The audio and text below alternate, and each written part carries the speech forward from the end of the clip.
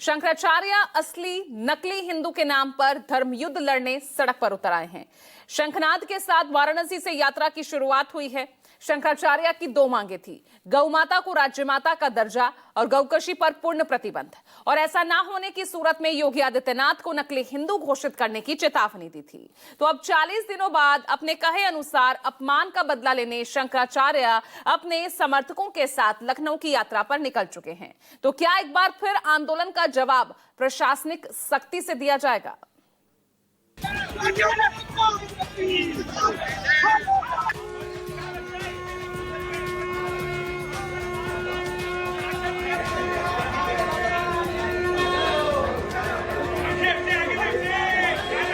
धर्म युद्ध के शंखनाद के लिए हम लोग गंगा जी से गोमती की ओर जा रहे हैं।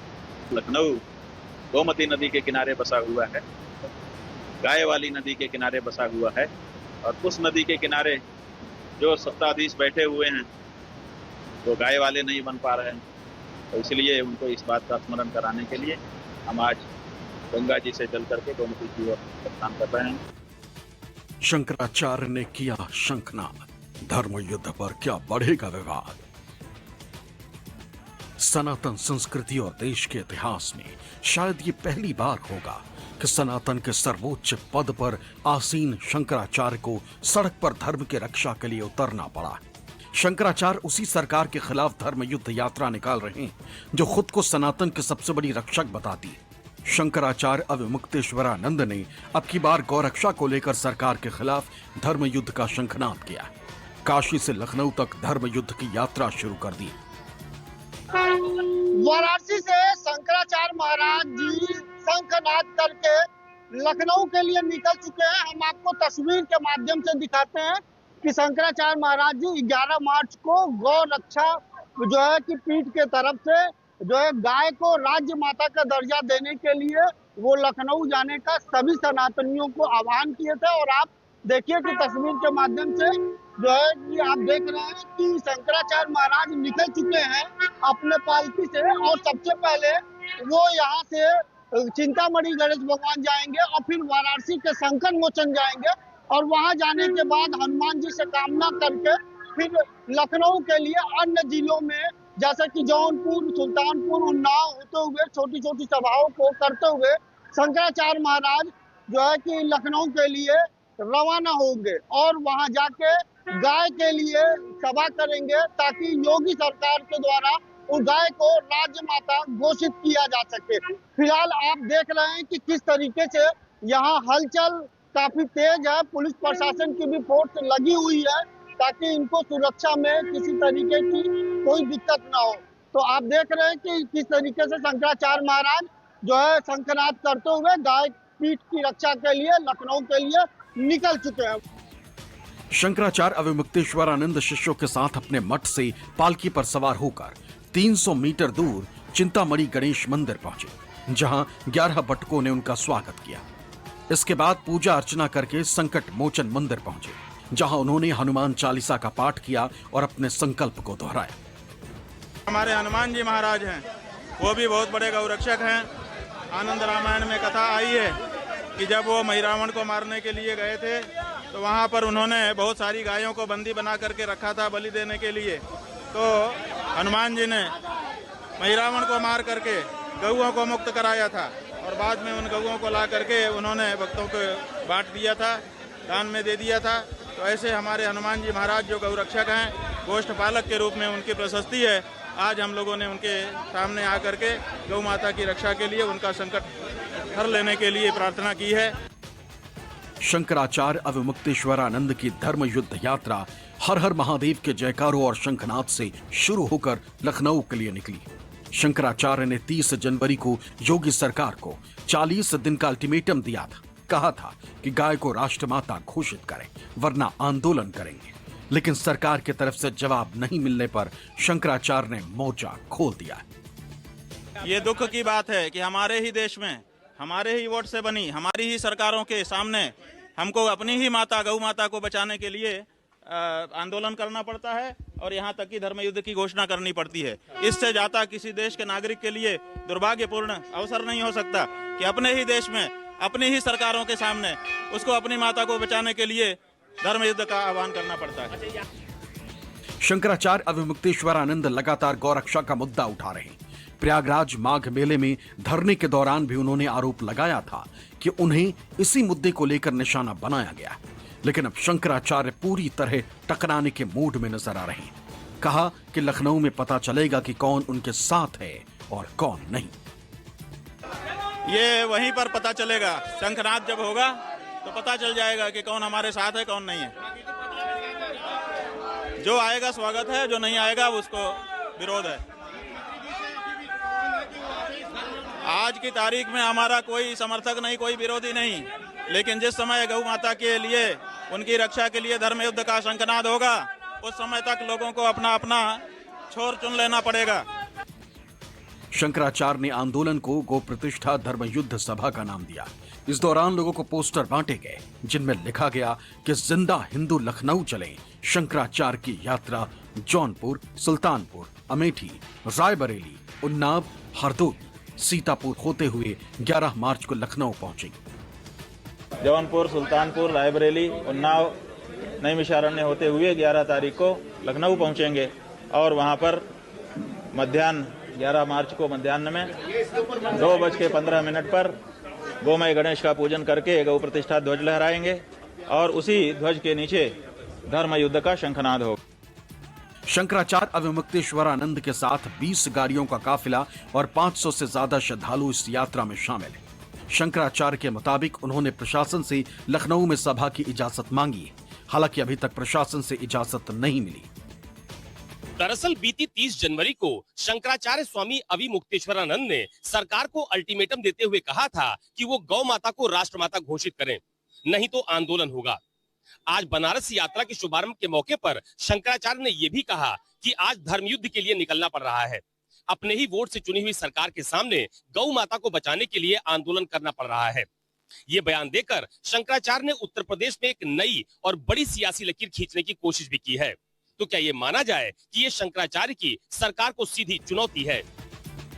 प्रयागराज माघ मेले में विवाद के बाद से ही शंकराचार्य अविमुक्तेश्वरानंद और सीएम योगी में तकरार चल रही। ऐसे में क्या शंकराचार्य को लखनऊ में धर्म युद्ध यात्रा की इजाजत मिलेगी? यह बड़ा सवाल है, क्योंकि सीएम योगी ने विधानसभा में साफ कहा था कि कानून से ऊपर कोई नहीं। हम लोग मर्यादित लोग हैं, कानून का शासन पर विश्वास करते हैं, कानून का शासन पालन करना भी जानते हैं, पालन करवाना भी जानते हैं, दोनों चीजों को एक साथ लागू करवाना जानते हैं। शंकराचार्य अविमुक्तेश्वरानंद की मुश्किल ये भी है कि उनके खिलाफ गंभीर आरोप भी लगे और फिलहाल मामला इलाहाबाद हाईकोर्ट में। इस बीच शंकराचार्य की गौरक्षा को लेकर इस धर्म युद्ध यात्रा ने माहौल गर्मा दिया। माना जा रहा है कि शंकराचार्य जिस तरह चुनौती दे रही हैं, उससे यूपी में सियासी घमासान तेज हो सकता है। वाराणसी से अतकेश और लखनऊ से अशोक तिवारी की रिपोर्ट, न्यूज़ 24। लेकिन अविमुक्तेश्वरानंद की धर्मयुद्ध यात्रा शुरू होने से यूपी का सियासी तापमान बढ़ गया है। अखिलेश यादव शंकराचार्य के समर्थन में उतर आए हैं। सरकार पर शंकराचार्य को बदनाम करने का आरोप तो लगाया। वहीं उप मुख्यमंत्री केशव प्रसाद मौर्य ने फिर कहा कि शंकराचार्य पूजनीय हैं, उन्हें प्रणाम है।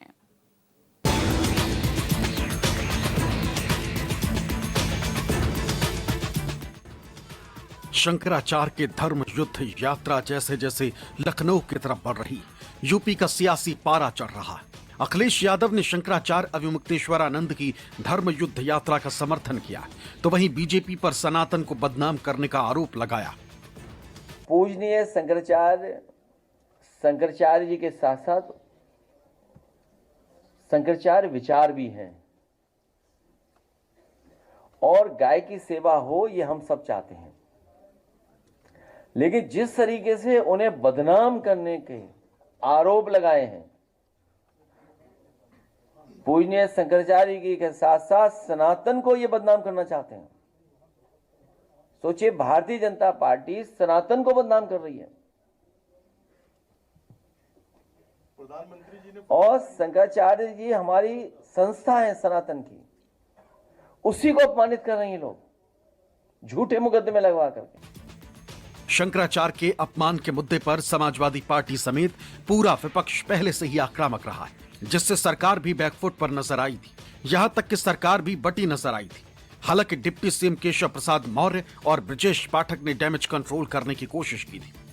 वो पूज्य शंकराचार्य हैं, वो कोई राजनीतिक नहीं है और किसको सीएम होना चाहिए किसको नहीं होना चाहिए, मैं क्योंकि संत हैं, बहुत बड़े संत हैं, जगतगुरु शंकराचार्य हैं, इसलिए मैं उनके द्वारा कोई बात कही गई उस पर कोई टिप्पणी करूं वो मर्यादा के अनुकूल नहीं है। लेकिन यह सब तय करना हमारी पार्टी का काम है और उनसे यही चरणों में प्रार्थना करेंगे, हम उनका सम्मान करते हैं। लेकिन एक बार फिर जब शंकराचार्य ने गौ रक्षा के मुद्दे पर धर्म युद्ध छेड़ दिया है, लखनऊ में बड़ी सभा करने की हुंकार भरी है, तो सरकार की मुश्किलें बढ़ गई। ऐसे में फिर डिप्टी सीएम केशव प्रसाद मौर्य सामने आए और कहा कि शंकराचार्य पूजनीय हैं, उन्हें प्रणाम करते हैं। सब चीजें मैं पूज्य संतों के चरणों में सदा प्रणाम करता हूं और ऐसे राजनीतिक विवादों को उन लोगों को बढ़ावा नहीं देना चाहिए। दरअसल शंकराचार्य अविमुक्तेश्वरानंद के मुद्दे ने माघ मेले से ही सरकार की परेशानी बढ़ा रखी है, क्योंकि विपक्ष ने इस मुद्दे को फौरन लपक लिया और बीजेपी को सनातन के नाम पर घेरने का मौका मिल गया। विपक्ष किसी भी तरह इस मुद्दे को 27 में भुनाने की कोशिश में जुटा है, इसलिए अब शंकराचार्य की धर्म युद्ध यात्रा को लेकर भी बीजेपी पर निशाना साध रहा है। बड़ा दुर्भाग्यपूर्ण है कि जिस तरीके से भाजपा के शासनकाल में एक शंकराचार्य का अपमान किया जा रहा है, उनके बटुकों को मारा गया, उनको माघ मेला में बेइज्जत किया गया, उसके बाद उनके खिलाफ झूठे मुकदमे लिखवाए गए और यहाँ तक हुआ कि सदन में योगी आदित्यनाथ जी ने सवाल उठा दिया कि ये शंकराचार्य कैसे हैं। बहुत दुर्भाग्यपूर्ण है और सनातन की इससे ज़्यादा बेइज्जती मुझे लगता है कभी हुई नहीं। इतना अपमान, मतलब योगी जी स्वयं जिस परंपरा से आए हैं, उनके गुरु ने उन्हें चुना, शंकराचार्य जी के गुरु ने उनको चुना, लेकिन आप सनातन पर सवाल उठा रहे हैं, उसका अपमान कर रहे हैं। हम इस यात्रा के साथ हैं और लगातार हम इस यात्रा में, हमारे प्रदेश अध्यक्ष जी इलाहाबाद भी गए, बनारस भी उनसे मिले और इस यात्रा में पूरी तरीके से हम आदरणीय माननीय हमारे जो आराध्य हैं शंकराचार्य जी, उनके साथ खड़े हैं। शंकराचार्य जी जो गौ माता को राष्ट्रमाता घोषित करने का प्रोग्राम चला रहे हैं, यकीनन उस पर जनता का उसमें सहयोग है और भारतीय जनता पार्टी इससे डरी हुई है, क्योंकि भारतीय जनता पार्टी का रवैया गाय को लेके दोहरा है। एक तरफ वो उनके बड़े बड़े जो उद्योगपति हैं वो बीफ का उत्पादन करते हैं और भारत बीफ उत्पादन में नंबर 1 हो जाता है, और दूसरी तरफ वो सेंटिमेंट के लिए कहते हैं कि गाय को माता कहा जाए। तो इस तरह का दोहरा रवैया नहीं चलेगा। बीजेपी को अपना स्टैंड क्लियर करना होगा। शंकराचार्य के साथ बाकी सब लोग खड़े हैं। उनको जिस तरह से अपमानित किया जा रहा है, जिस तरह से उनके ऊपर केसेस लगाए गए हैं, इसकी भी हम लोग निंदा करते हैं। मुझे लगता है अखिलेश जी जो सनातन पर, शंकराचार्य जी पर और तमाम हिंदू त्योहारों पर, हिंदू देवी देवताओं पर और जो तमाम टिप्पणियां उनके और उनके प्रवक्ता कर चुके हैं, उसके पाप धुलने वाले नहीं हैं। उत्तर प्रदेश की जनता बहुत समझदार है। सनातन को कौन किनारे रखा है, किस धर्म के प्रति उनकी आस्था है, किस धार्मिक वोट बैंक को वो इससे संतुष्ट करते रहे हैं, और पहले भी कई इस तरह के नाटक किए गए, लेकिन जनता इस नाटकों को अच्छी तरह जानती है। माना जा रहा है कि अगर जल्द शंकराचार्य का मुद्दा नहीं सुलझा और विवाद बढ़ा तो 27 में इसकी गूंज तेज हो सकती है। बीजेपी की मुश्किल पड़ सकती है, क्योंकि विपक्ष इस मुद्दे को उठाने में कोई कसर नहीं छोड़ेगा। अखिलेश तो शंकराचार्य को पीड़ित और दुखी बताकर उसे पीडीए से भी जोड़ चुके हैं। वाराणसी से अतकेश और लखनऊ से अशोक तिवारी की रिपोर्ट, न्यूज़ 24।